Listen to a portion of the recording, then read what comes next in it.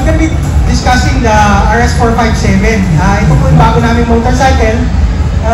It's our intro segment to the sport bike market.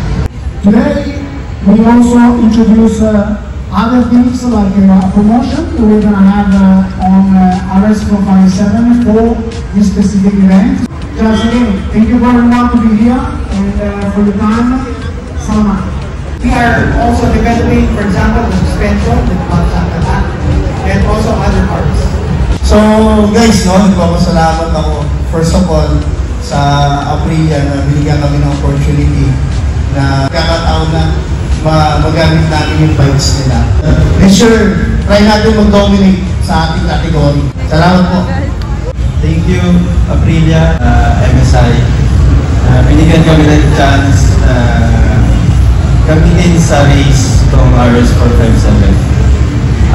Experience ko dito sa RS457 is sobrang gaan niya.